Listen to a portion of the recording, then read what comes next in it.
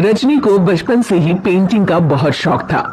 वो हमेशा से ही पेंटर बनना चाहती थी, पर उसके माँ और पिताजी ने उसको कभी भी इस चीज के लिए सपोर्ट नहीं किया और उसकी शादी नीरव से हो गई।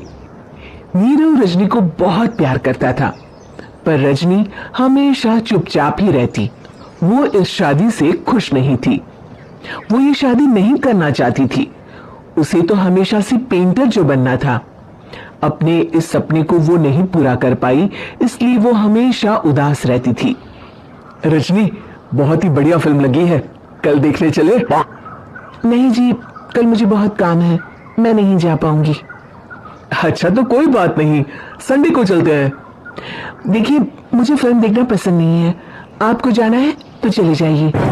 नीरव को मना करके रजनी वहां से चली जाती है और अपने बैग को खोलकर उसमें बंद पड़े ब्रश और कलर्स को देखकर रोने लगती है। रजनी, चलो ना कहीं बाहर खाने चलते हैं, कुछ तुम्हारी पसंद का। जी मुझे नहीं जाना, मेरी तबीयत ठीक नहीं है। रजनी वहां से चली जाती है। नीरव को समझ नहीं आता कि रजनी उससे इतना दूर क्यों रहती है। वो जब भी उसके साथ वक्त बिताना चाहता है, रजनी कोई ना कोई बहाना बना देती है। एक दिन घर पर कोई नहीं था। रजनी घर का सारा काम जल्दी से खत्म कर लेती है। घर पर अकेले होने के कारण वो सोचती है कि वो आज पेंटिंग करेगी। वो अपने कमरे में जाकर पेंट ब्रशेस और कलर्स निकालकर जैसे ही कलर मिक्स कर रही होती है कि दरवाजे पर बेल बज जाती है। अब कौन आ गया इस वक्त? इतनी मुश्किल से तो मुझे पेंट करने का मौका मिला है। रजनी दरवाजा खोलती है तो उसकी सास अपनी सहेलियों के साथ खड़ी होती है और सब घर के अंदर आ जाते हैं। अरे बहू, सबको शरबत बनाकर पिला दे, बाहर तो बड़ी गर्मी है। जी। रजनी पेंट ना कर पाने से उदास हो जाती है। उसे गुस्सा भी आ रहा होता है कि उसने इस शादी के लिए हाँ क्यों कह दी। वो रसोई में जा रही होती है कि उसकी सास उसे रोकती है। बहू, सबके खाने का भी इंतजाम कर लेना, आज का लंच तो ये सब यही करेगी। हाँ। रजनी बिना कुछ कहे रसोई में चली जाती है, सबके लिए खाना बनाती है। सब खाना खाते हैं और रजनी घड़ी देखती है कि ये सब कब जाएंगे ताकि वो अपनी पेंटिंग कर सके। जब शाम होती है तब सब चले जाते हैं अपने घर।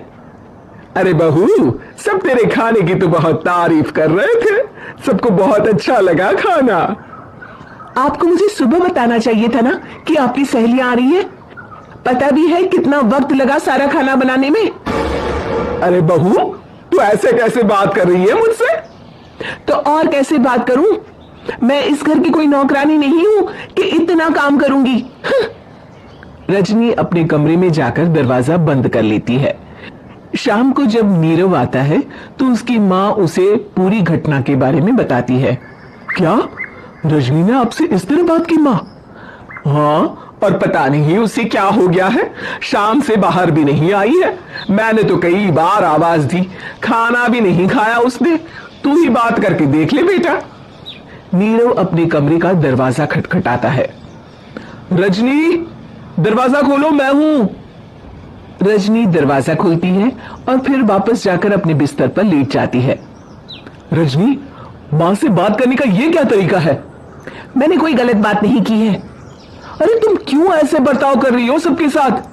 क्या तुम इस शादी से खुश नहीं हो? रजनी कुछ नहीं बोलती।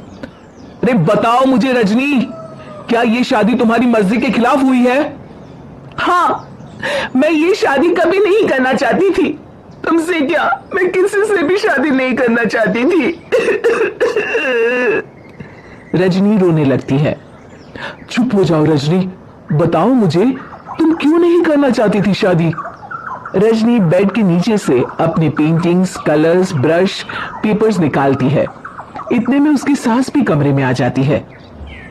ये देख रहे हो, ये थे मेरे सपने। मैं पेंटर बनना चाहती थी, पर माँ पापा ने कभी सपोर्ट नहीं किया और मेरी शादी करवा दी। मेरे सारे सपने टूट गए। हर वक्त बस गुस्सा आता रहता है मुझे। मैं जानती हूँ कि आप लोगों की इसमें कोई गलती नहीं है, पर मैं क्या करूं, मुझे समझ में नहीं आता।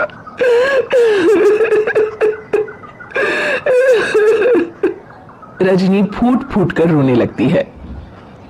मुझे माफ कर दीजिए, आप दोनों के साथ मैं बहुत बुरा बर्ताव कर रही हूं। अरे रजनी बेटा, चुप हो जाओ तुम। नीरव पानी लेकर आता है। ये लो पानी पियो और शांत हो जाओ। रजनी पानी पीती है और उसकी सास पेंटिंग्स देख रही होती है। अरे नीरव, हमें तो पता ही नहीं था कि हमारी बहू कलाकार है। अरे कितनी अच्छी पेंटिंग्स बनाई है, देखो तो। ये वाली तो मैं अपने कमरे में ले जाऊंगी। आपको ये पेंटिंग्स अच्छी लगी? अच्छी नहीं, बहुत अच्छी लगी। और तुमने हमें बताया क्यों नहीं? तुम जब चाहे पेंटिंग कर सकती हो रजनी। हम तुम्हारे सपनों को पूरा करने में तुम्हारा पूरा साथ देंगे। हाँ बेटा, हम कला की कद्र करते हैं। हम कलाकार तो नहीं, पर मुझे गर्व है कि मेरी बहू एक कलाकार है। रजनी, नीरव और सास तीनों हंस पड़ते